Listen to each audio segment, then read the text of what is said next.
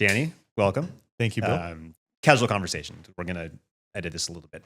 So I know you and I gotten to know your background and everything. So I want you to tell everyone a little bit about your entrepreneur experience leading up to where we are right now with Privaini.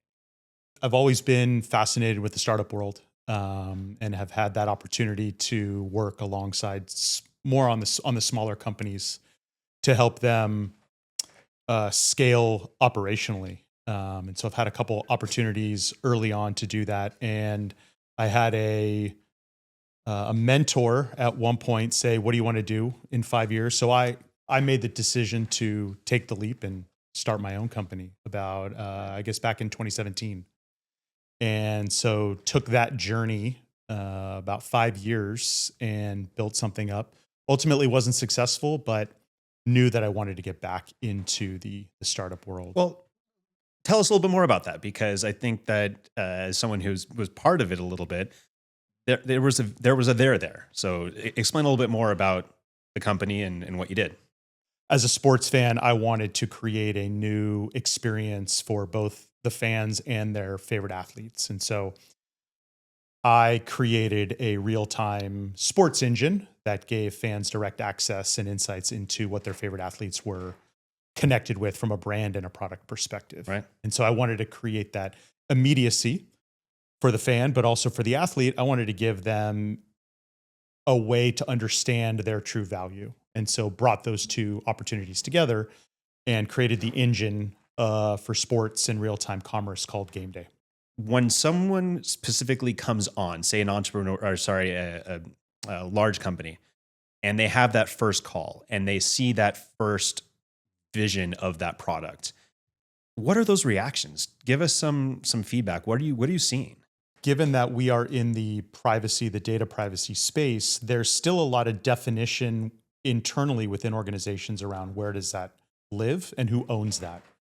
And so what I've noticed is a wide swath of ownership of what Privaini provides. And I think there is still definitions being developed internally, as well as externally around who owns it, who should own it, and who's ultimately responsible for that area. What are some of those titles that you're seeing that you're setting up calls with? We have lawyers, we have internal counsel, we have CISOs, we have privacy analysts. So from early individuals all the way up to the C-level are people that have ultimately been responsible for what data privacy is within an organization. When they see the product for the first time, and let's just say someone who knows a little bit about privacy, what are those reactions? How are they seeing, for example, that privacy dashboard? What do they gravitate towards first? We provide a privacy score, and that's our own internal metric that we want to present to the individuals around how we view their privacy. And a lot of that comes down to the benchmarking from an industry perspective. And that will continue to evolve over time. And so there's a lot of education around what that number means and how that can be impacted through future development and understanding about where an organization lives from a data privacy perspective and how their websites and their cookie technology and their tracking technology. The other piece that I'm interested in as we have a lot of these first conversations is lack of knowledge internally around how websites are developed. And the nice thing that we can help bubble up is what's there. What is there within, and how are those front end users going to be experiencing a website? And so a lot of that comes down to presenting the information that they might not have known about, because there's constant development happening on the front end within their organization. And so what they ultimately understand is they don't know everything within their website and how things are developed. And so we're showcasing that level of detail in how they have presented information, they are tracking customer information, and ultimately what some of those risks could be. What are some examples of things that you've seen in terms of those cookie notices, those cookie banners that customers are pretty much almost shocked to see that when they say, "Oh, we've implemented it, we should be fine," but they're not. What we've seen on a few instances is front end users are can opt out of tracking technologies, and what we've found is that's not always happening. And so the reality of things is that that banner doesn't solve all problems. That there is so much more to how websites are developed, how users are experiencing a website or a platform, and what level of information is still being tracked. And where they're coming in too, because that plays a big part of it.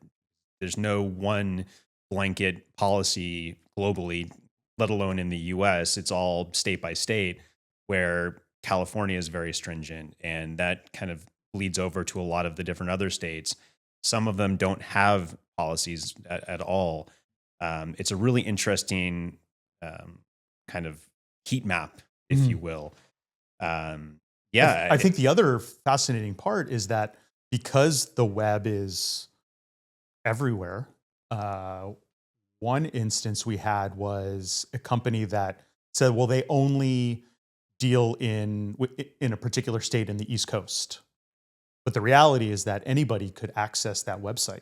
And so their implementation was there to protect that particular state, but the realization that anybody could access that website and that those additional states might have different rules, and therefore they weren't protected. absolutely. And in addition to the different states, there's the nuances of the different sectors, right? So I know we've dealt with quite a bit of healthcare as well, where there's patient information and non-patient information all going to this one website.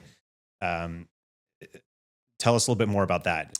Well, in that case, I think there was a blind spot with the patient portal versus what their main website experience was. And so what they believed they were doing from a patient portal perspective was not the reality. And so they had implemented more of the acceptable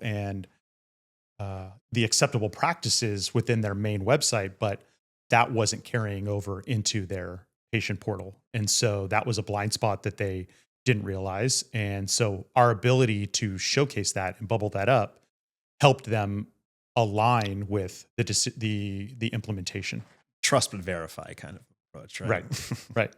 But Amazing. more importantly, our ability to show and to partner on what the reality is. And, not everybody is going to look underneath the hood at a website. Not everybody can or has that skills. And so our ability to show that in a meaningful way, but also a simple way, helps move the ball forward with how somebody can make the necessary changes. What are those next steps that a client can do, or that you've seen a client outline that you think that they can immediately execute to make it worthwhile for them? Helping them understand perhaps who they should be working with, whether that's the administrator of some of their tools or the internal teams that are responsible for website development or things that have been rolled out. And so we want to showcase and give you a picture of where do you stand today, and that's sort of that initial scan.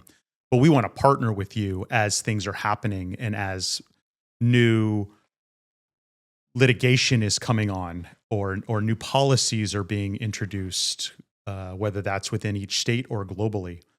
And so you also have to take into consideration that development is happening within your team and new features are being released or enhancements are happening. And so as you are developing, we want to be right alongside you to run future scans to show you what is the current state of your world and help you fast follow as things are happening. And so I think that gives us and our partnership an opportunity to continue to support you in what you're doing, but also continue to be a new set of eyes that is going to help you stay protected. Amazing. Yeah. All right, Danny, thank you for your time.